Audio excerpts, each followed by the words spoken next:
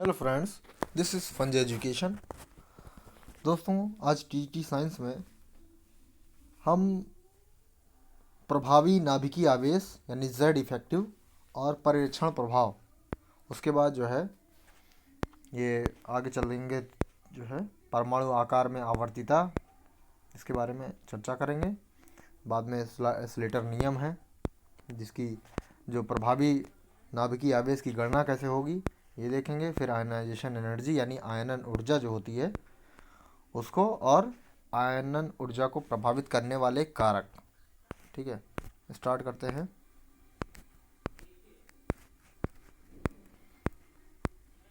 जो प्रभावी नाभिकीय आवेश यानी जेड इफेक्टिव होता है तो किसी इलेक्ट्रॉन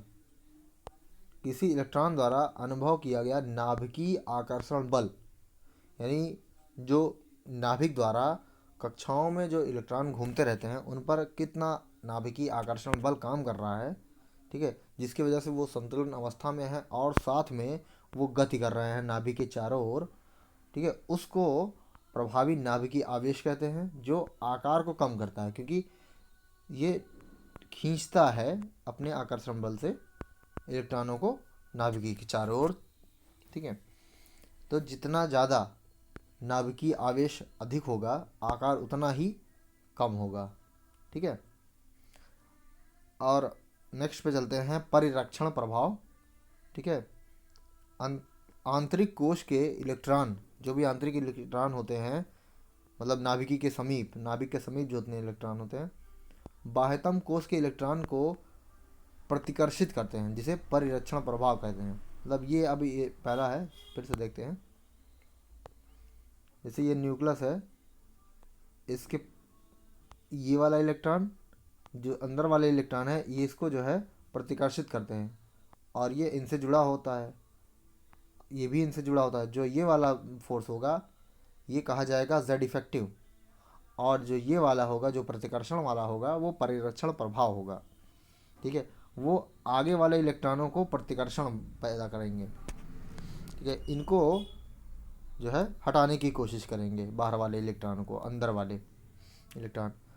ठीक है, ये परीक्षण प्रभाव ज़्यादा होगा अगर आकार बड़ा है। अगर ज़्यादा दूर का है तो इन पर आकर्षण कम लगेगा नाभिक से, जो वो बाहर वाले हैं इन पर ज़्यादा लगेगा, ये इनको प्रतिकर्षित करेंगे और आकार बड़ा होने की वजह से ये निकल सकते हैं। तो अगर परीक्षण प्रभाव ज़्यादा है तो आकार बड़ा होगा, यानी आकार बड़ा होने की वजह से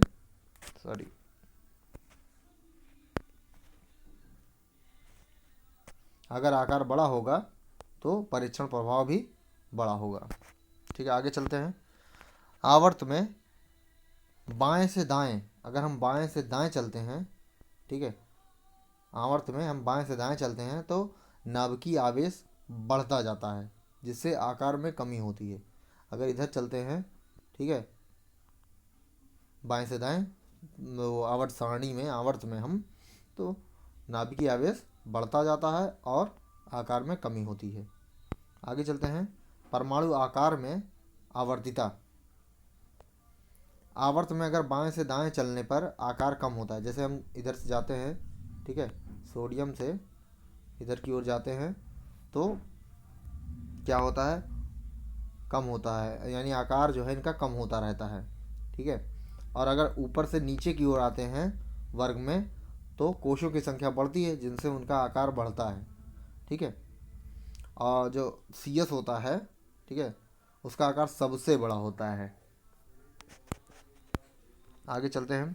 क्षारीय धातुओं का आकार, जो क्षारीय धातुएं मतलब यानी सोडियम, ठीक है, लिथियम, सोडियम, पोटेशियम, रुबिडियम, ये सब जो हैं हमारे क्षारीय धातुएं हैं, उनका आकार सब अपने अपने आवर्त में सबसे बड़ा होता है, जबकि हेलोजन का सबसे छोटा होता है। ठीक है, ये जो है इसमें सबसे बड़ा ये हो जाएगा सीजियम का, उसके पहले रुबिडियम का, फिर पोटेशियम का, फिर सोडियम का, और लास्ट में लिथियम का। ये सबसे, हाँ, अपने अपने आवर्त में सबसे बड़े ये एटम हैं। ठीक है, ये जो है, और हेलोजन में सबसे बड़ा आयोडीन का होता है, उससे छोटा ब्रोमीन का, उससे छोटा क्लोरीन का, उससे छोटा ये एफ का यानी फ्लोरीन का। ठीक है, आगे चलते हैं सेकंड पे पॉइंट पे। डी खंड के तत्वों में आकार में नियमित परिवर्तन नहीं होता। जो डी खंड के तत्व हैं उनके आकार में परिवर्तन नियमित रूप से नहीं होता, क्योंकि इनका जो जेड इफेक्टिव और परीक्षण प्रभाव लगभग समान होता है। जैसे यहाँ है 3D और 4D में, इसमें स्कैंडियम और वाइडियम इरिडियम और ये क्या नाम है, टाइटेनियम है और जेड आर है, ठीक है।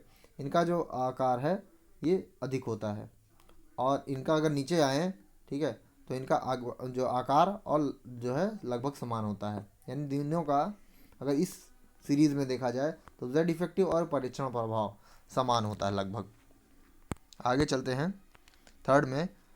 4D से 5D जाने पर आकार लगभग समान होता है। जैसे हम 4D से 5D जाते हैं समान होता है, क्योंकि यहाँ लेंथेनाइट संकुचन होता है, जिसके कारण HF और ZR का आकार लगभग समान हो जाता है। संकुचन की वजह से दोनों के जो तत्व हैं उनका लगभग समान हो जाता है आकार। लेंथेनाइड में आवर्त में बाएं से दाएं, जैसे बाएं से दाएं चलते हैं, उनका आयनिक आकार में सतत कमी होती है, जिसे लेंथेनाइड संकुचन कहते हैं। आकार में संकुचन होता है, ये लेंथेनाइड संकुचन कहा जाता है। आगे चलते हैं। यफ कोष का विसरित आकार तथा नगण्य परिरक्षण प्रभाव के कारण लेंथेनाइड संकुचन होता है। जो एफ कोष होता है उसका आकार विसरित होता है, और नगण्य परीक्षण प्रभाव के कारण ये संकुचन होता है। अब देखते हैं प्रभावी नाभिकीय आवेश की गणना, यानी स्लेटर नियम, ठीक है। ये हमारे न्यूक्लियस है, इसके सब सारी कक्षाएं हैं। तो जो फाइनल कक्षा है वहाँ हमारा जेड इफेक्टिव जो होगा यहाँ है, ठीक है। उसके पहले ये है हमारे, ये सिग्मा जो है नीचे ये वाला, ये हमारा परिरक्षण स्थिरांक है। तो जो इसको हम n कहेंगे, अंदर वाले को n-1, उसके अंदर n-2, उसके अंदर n-3, ठीक।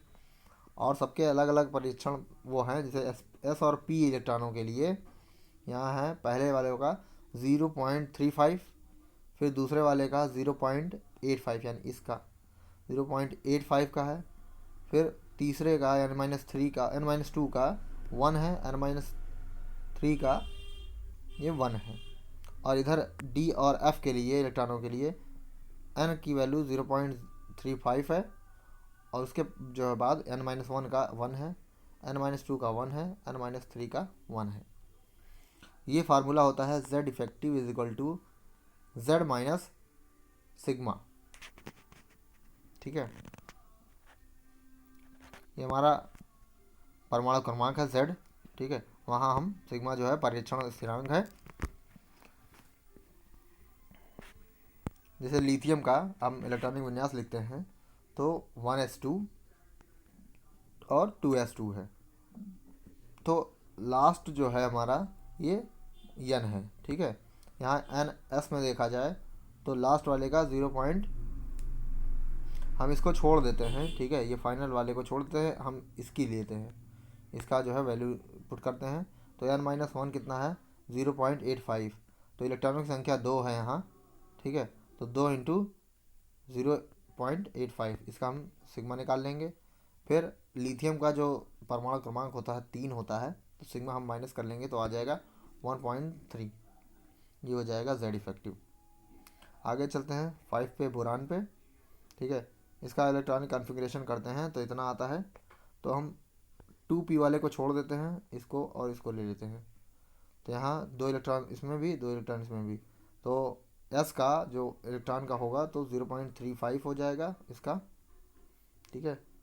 और आगे चलेंगे तो इसका आ जाएगा n-1 का, तो 2 इंटू 0.85, ये जब कैलकुलेट कर लेंगे तो 2.4 आएगा।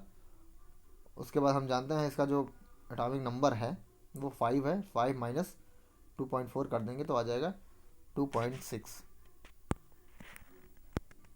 आगे चलते हैं आयनाइजेशन एनर्जी।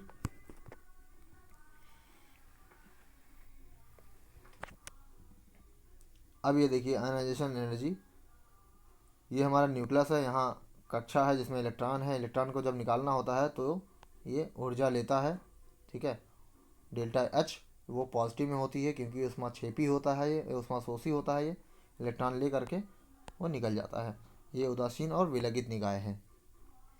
किसी उदासीन, विलगित तथा गैसीय परमाणु के बाह्यतम कोश से एक इलेक्ट्रॉन को निकालने के लिए आवश्यक ऊर्जा आयनन ऊर्जा कहलाती है।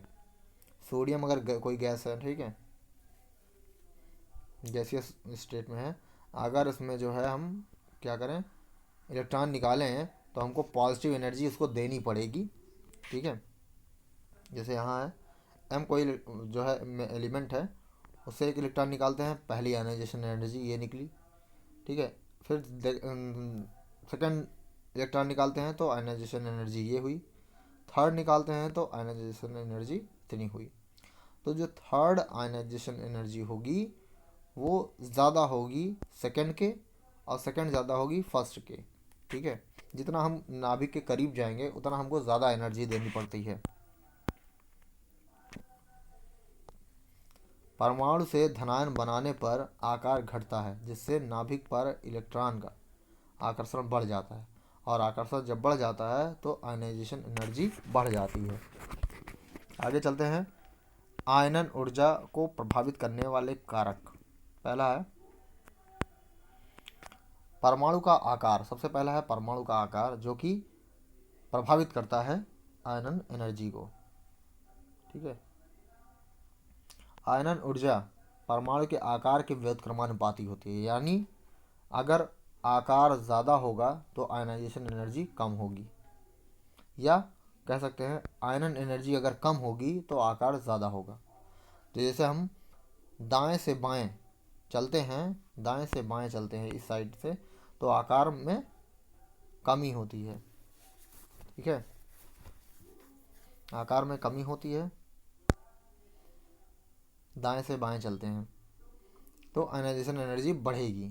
ठीक है, और ऊपर से नीचे आते हैं तो ऊपर से नीचे आते हैं तो आकार बढ़ता है। ठीक है, ऊपर से नीचे आते हैं तो आकार बढ़ता है, यानी हाँ, फिर आयनाइजेशन एनर्जी उसकी घटती है। अगर आकार बढ़ेगा तो आयनाइजेशन एनर्जी घटेगी।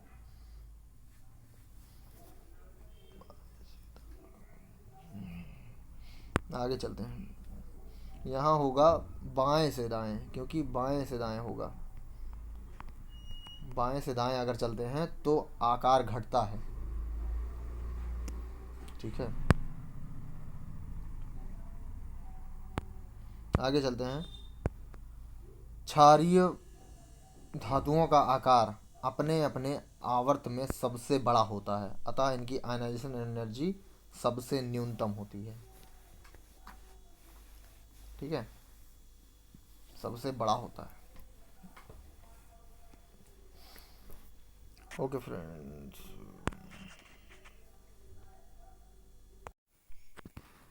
दूसरा प्रभावित करने वाला कारक है प्रभावी नाभिकीय आवेश। प्रभावी नाभिकीय आवेश जो है अगर बढ़ता है तो आयनन ऊर्जा भी बढ़ती है, क्योंकि ये जो है इसके प्रोपोर्शनली होती है, मतलब दोनों बढ़ते हैं। ठीक है, बाएं से दाएं अगर हम चलते हैं आवर्त में तो जेड इफेक्टिव बढ़ता है, तो आयनन ऊर्जा भी बढ़ता है। थर्ड पर परिरक्षण प्रभाव। अगर परिरक्षण प्रभाव बढ़ता है तो आयनन ऊर्जा कम होती है, ये जो है इन्वर्सली होता है। ठीक है, चौथा है कि कक्षकों की भेदन क्षमता। परमाणु में नाभिक के पास कक्षकों की व्यवस्था को भेदन क्षमता कहते हैं। परमाणु में नाभिक के पास कक्षाओं की व्यवस्था को भेदन करने की क्षमता को, मतलब पार करने की क्षमता को भेदन क्षमता कहते हैं। ठीक है, ये हमारी कक्षकों की व्यवस्था होती है। जैसे कक्षकों की व्यवस्था है, सबसे ज़्यादा होती है एस में, फिर पी में, फिर डी में, फिर एफ में। ठीक है, भेदन क्षमता जो होती है, भेदन क्षमता एक ही कोष के कक्षकों में होती है। ठीक है, आगे चलते हैं। पांचवा जो है अर्धपूरित तथा पूर्ण पूरित कक्षकों के स्थायित्व। अब जो अर्धपूरित होता है, मतलब यानी आधा मतलब भरा हुआ। ठीक है, जैसे यस में 2 इलेक्ट्रॉन होते हैं, तो अगर एक भरा हुआ है तो वो भी आधा हुआ है।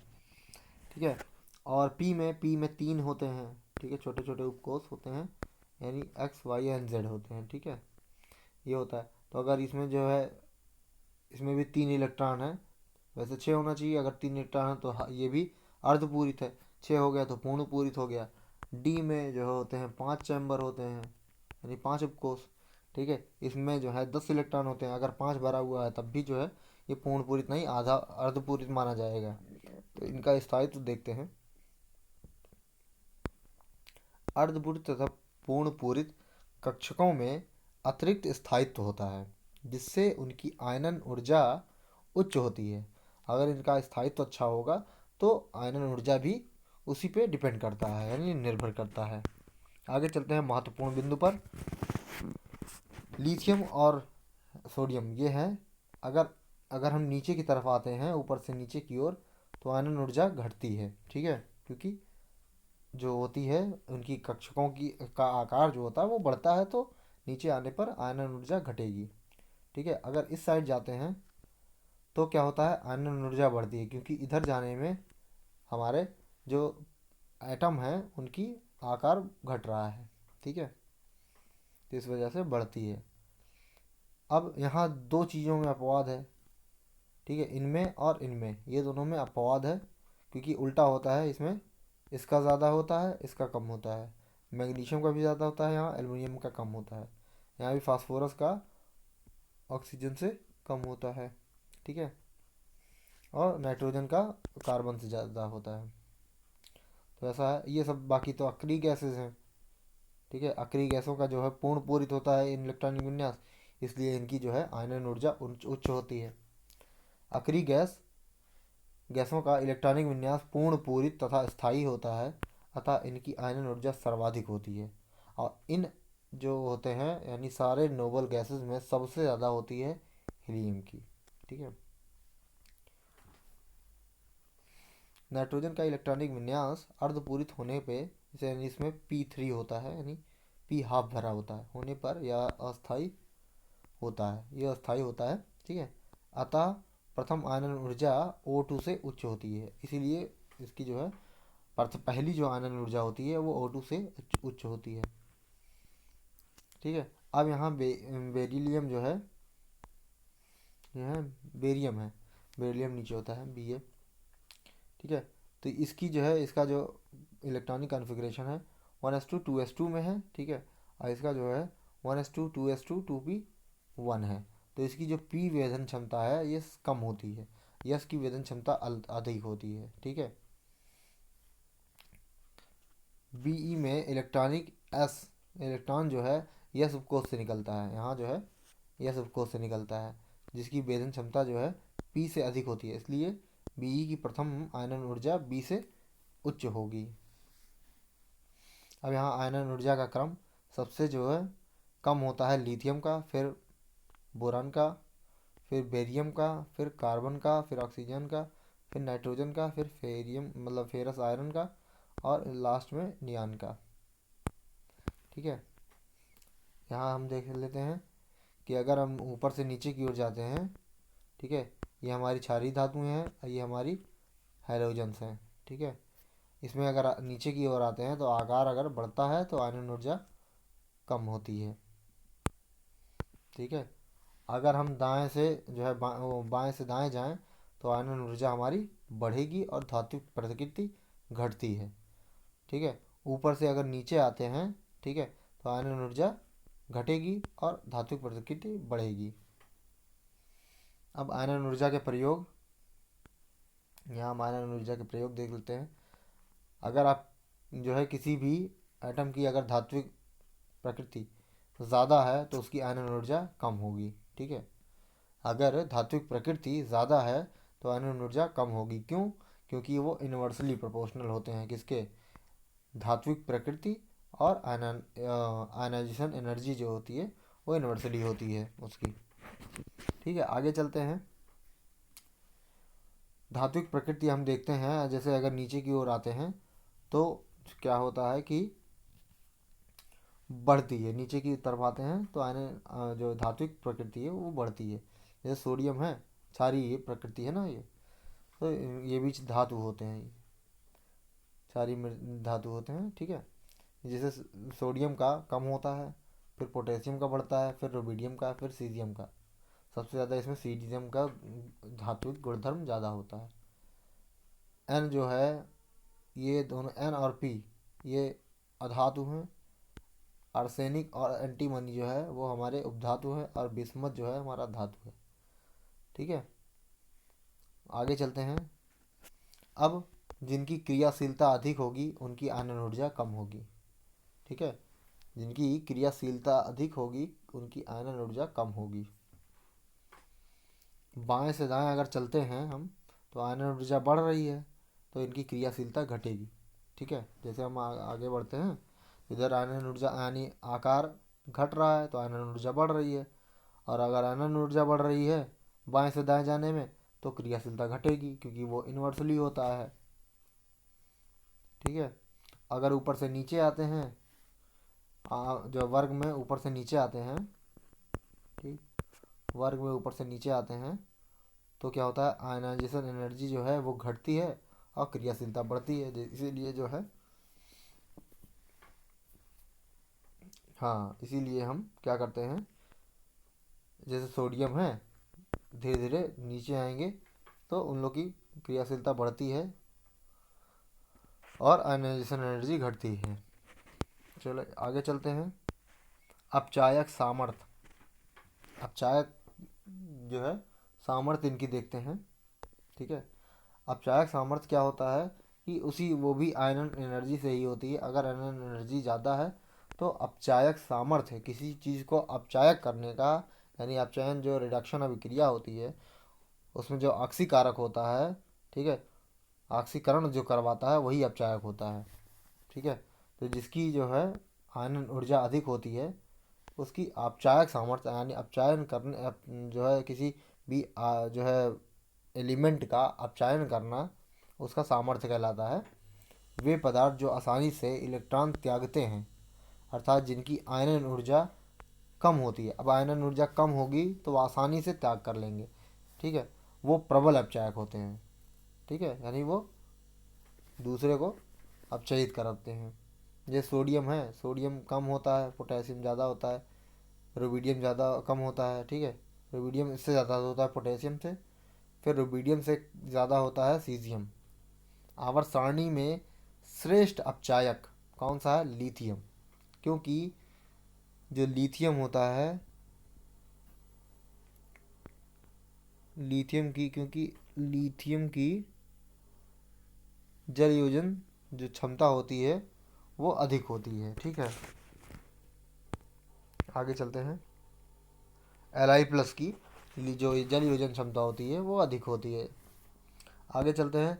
हाइड्रोक्साइड की क्षारीय प्रकृति, ठीक है। हाइड्रोक्साइड की क्षारीय प्रकृति, मान लिया कोई एटम है उसके साथ हाइड्रोजन हाइड्रोक्साइड आयन जुड़ा हुआ है, ठीक है, जिसकी आयनन ऊर्जा कम है, ठीक है। तो जैसे वो प्लस और माइनस में टूटेगा तो उसकी क्षारीय जो सामर्थ्य होगी वो बढ़ जाएगी, ठीक है। यानी ये भी कह सकते हैं कि जिसकी आयनन ऊर्जा, जिस हाइड्रोक्साइड यानी उसकी जो है, अगर आयनन ऊर्जा कम है तो उसकी क्षारीय प्रकृति ज़्यादा होगी, ठीक है।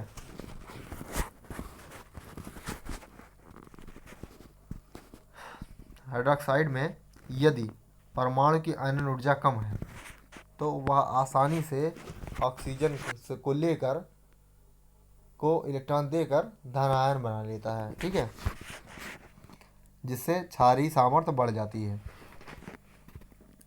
जैसे अगर हम आवर्त में बाएं से दाएं जाएं तो आयनन ऊर्जा बढ़ती है, ठीक है, आयनन ऊर्जा उधर से बढ़ती है। तो अगर आयनन ऊर्जा बढ़ेगी तो क्षारीय सामर्थ्य जो है घटेगी बाएं से दाएं जाने में, ठीक है, क्योंकि जो क्षारीय सामर्थ्य होता है वो आयनन ऊर्जा का व्युत्क्रम होता है। और यही अगर वर्ग में ऊपर से नीचे आए, ठीक है, ऊपर से नीचे आए तो क्या होगा, आयनन ऊर्जा घटेगी। जब आयनन ऊर्जा घटेगी तो क्षारीय सामर्थ्य बढ़ेगा। ऊपर से नीचे आने में आयनन ऊर्जा घटती है, ठीक है, तो क्षारीय सामर्थ्य जो है वो बढ़ता है, ठीक है।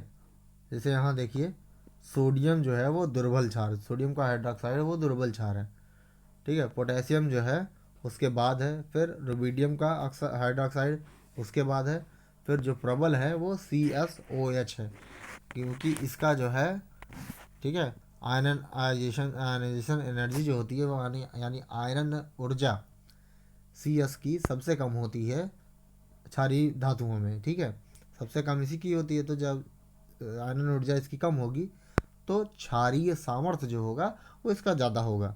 तो जब क्षारीय सामर्थ्य ज़्यादा है तो यानी ये प्रबल क्षार बनाएगा।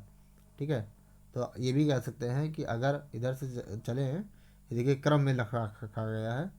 ठीक है, आयरन ऊर्जा इसकी कम होगी तो क्षारीय सामर्थ्य ज़्यादा होगा। आगे चलते हैं, ऑक्सीकरण अवस्थाओं का स्थायित्व। यदि किसी तत्व की दो क्रमागत आयनन ऊर्जाओं का अंतर 16 इलेक्ट्रॉन वोल्ट से अधिक होता है तो तत्व अपनी निम्न ऑक्सीकरण अवस्था में स्थायी रहता है। ठीक है, आगे चलते हैं। यही कारण है कि सोडियम यानी Na+ बनता है और Na+2 नहीं बनता है। ठीक है, यदि तत्व की दो क्रमागत आयनन ऊर्जाओं में अंतर 11 इलेक्ट्रॉन वोल्ट से कम हो तब वह उच्च ऑक्सीकरण अवस्था में रहता है। यही कारण है कि Mg2+ बनता है, Mg+ नहीं बनता। ठीक है, इसी वजह से 2 बनता है, क्योंकि इनका जो है इससे कम है दोनों ऊर्जाओं के अंतर के बीच। आगे चलते हैं, जो एल्युमिनियम होता है इसकी प्रथम और द्वितीय, ठीक है, प्रथम और द्वितीय आयनन ऊर्जा का अंतर 12.8 इलेक्ट्रॉन वोल्ट होता है। अतः एल्युमिनियम जो है +1 स्थायी होना चाहिए, परंतु Al+1 केवल गैसीय अवस्था में स्थायी होता है, लेकिन जो है ठोस अवस्था में उच्च जालक ऊर्जा के कारण अनुपातिक विभाजन द्वारा Al3+ बन जाता है। इसमें अनुपातिक विभाजन होता है जिसके कारण जो है इसको Al3+ बना लेता है। ठीक है, ये देखिए यहाँ क्वेश्चन है, जब यही एल्युमिनियम अनुपातिक विभाजन होता है इनमें तो 2 इलेक्ट्रॉन अलग से, दो जो है एल्युमिनियम अलग से हो जाता है और यहाँ हमारा वो बन जाता है। यहाँ जो है बंधन, जो बंध प्रकृति होती है, आगे देखते हैं। जब परमाणु की आयनन ऊर्जा कम होती है तो यह आसानी से इलेक्ट्रॉन त्याग कर आयनिक बंध बना लेता है। ठीक है, जब उनकी आयनन एनर्जी जो होती है वो कम हो जाती है तो वह आसानी से इलेक्ट्रॉन त्याग करके आयनिक बंध बना लेता है। ठीक है, जैसे NaCl है, MgCl2 है, AlCl3 है, SiCl4 है, इनकी जो है, ठीक है, इनका जो अगर इधर से जाए तो ये इनकी आयनिक गुणधर्म जो है बढ़ रहा है। ठीक है, इधर नहीं नहीं सॉरी, गुण धर्म नहीं, गुण कम हो रहा है। ठीक है, आयनिक गुण इनका कम हो रहा है, सबसे ज़्यादा इसका होगा। ठीक है, फिर इसका और सबसे कम इसका होगा। आगे चलते हैं, इलेक्ट्रॉनिक जो लब्धि ऊर्जा होती है EGE, ठीक है, वो देखते हैं।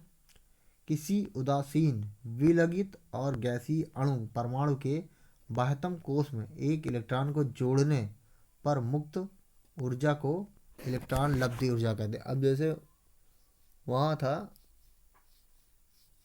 हाँ, जैसे आयनन ऊर्जा था वैसे ये उसी का अपोजिट है। इसमें क्या होता है, ये वहाँ वो अवशोषी था, ये अवक्षेपी होगा।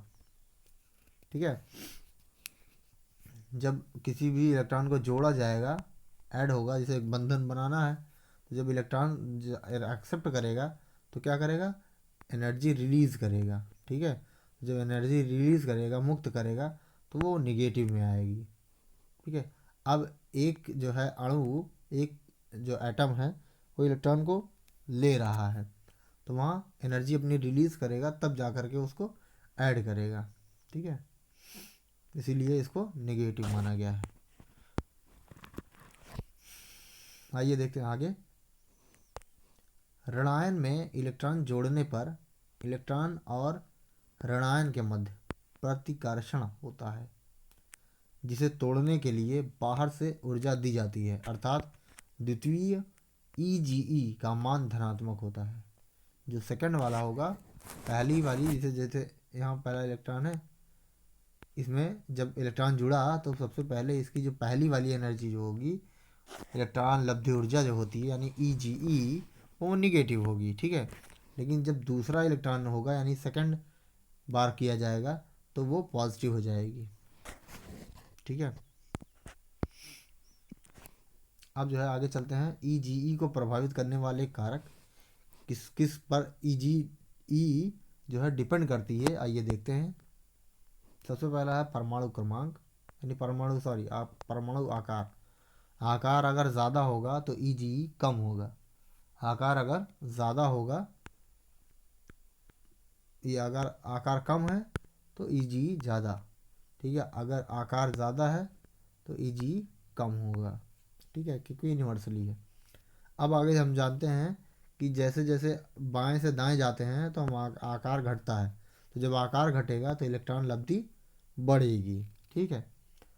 फिर ऊपर से नीचे जब आते हैं तो क्या होता है, आकार बढ़ता है। जैसे ऊपर से नीचे आते हैं तो आकार बढ़ता है, तो आकार जब बढ़ रहा है तो इलेक्ट्रॉन लब्धि क्या हो जाएगी, माइनस हो जाएगी, यानी घट जाएगी। आगे चलते हैं। प्रभावी नाभिकीय आवेश, ठीक है। प्रभावी नाभिकीय आवेश और इलेक्ट्रॉन लब्धि जो होती है वो प्रोपोर्शनल होती है, ठीक है। और परिरक्षण प्रभाव जो होता है वो इन्वर्सली होता है। परिरक्षण प्रभाव जो होता है वो इन्वर्सली होता है ईजीई का। तो यह भी कह सकते हैं ईजीई जो है इन्वर्सली होता है परीक्षण प्रभाव का। आगे चलते हैं। अर्धपूरित तथा पूर्णपूरित कक्षाओं का या कक्षकों का स्थायित्व। अर्धपूरित तथा पूर्णपूरित कक्षक अधिक अस्थायी होने के कारण धनात्मक ईजीई रखते हैं, ठीक है। अर्धपूरित तथा पूर्णपूरित कक्षा अधिक अस्थायी होने के कारण धनात्मक ईजीई रखते हैं, यानी जिनका जो है P3 भरा होगा या P6 भरा होगा या D5 भरा होगा और D10 भरा होगा, ऐसा होगा तो जो है वो अधिक स्थायी होने के कारण धनात्मक ईजीई रखेंगे, ठीक है। आगे चलते हैं। इलेक्ट्रॉन गेन एनर्जी यानी इलेक्ट्रॉन लब्धि ऊर्जा यानी ईजीई। आवर्त में बाएं से दाएं चलने पर आकार घटने के साथ ईजीई का मान बढ़ता है, ठीक है। अतः हैलोजन को अष्टक पूरा करने के लिए 1 इलेक्ट्रॉन की ज़रूरत होती है। आगे चलते हैं। जिससे इनकी ईजीई का मान सर्वाधिक होता है और क्षारीय धातुओं की ईजीई का मान न्यूनतम होता है। जो क्षारीय होते हैं यानी क्षारीय मृदा धातु के बगल में क्षारीय धातु यानी पहला, ठीक है। वर्ग में ऊपर से नीचे जाने पर आकार बढ़ने के साथ ईजी का मान घटता है, ठीक है। आगे चलते हैं। अक्रिय गैसों में पूर्ण पूरित इलेक्ट्रॉन विन्यास के कारण इलेक्ट्रॉन लब्धि ऊर्जा धनात्मक होती है, क्योंकि इलेक्ट्रॉन नए कोश में प्रवेश करता है जहां इस पर नाभिकीय आवेश कम लगता है। आगे चलते हैं। क्षारीय मृदा धातु तत्वों की प्रथम ईजी का मान धनात्मक होता है, क्योंकि इसमें NH2 इलेक्ट्रॉनिक विन्यास होता है, तो He के समान स्थायी होता है, ठीक है। नाइट्रोजन में अर्धपूरित इलेक्ट्रॉनिक विन्यास के कारण Eg का मान धनात्मक होता है। भाई इसमें नाइट्रोजन में भी आधा भरा होता है, इस वजह से इसका भी Eg अधिक होता है, यानी धनात्मक होता है पॉजिटिव में।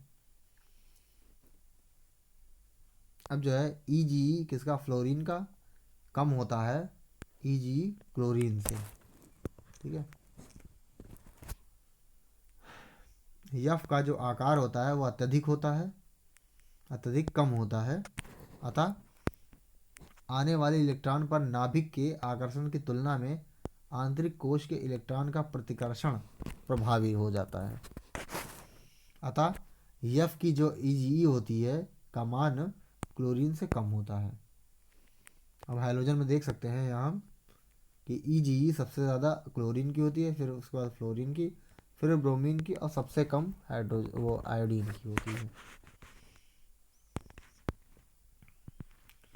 ओके फ्रेंड्स, नेक्स्ट वीडियो में फिर मुलाकात होगी, तब तक के लिए नमस्कार। वीडियो जैसा कैसा लगा है, जैसा लगा हो तो अच्छा लगा हो तो भी बताएं, नहीं अच्छा लगा तो भी अपना रिव्यू ज़रूर दें। ठीक है।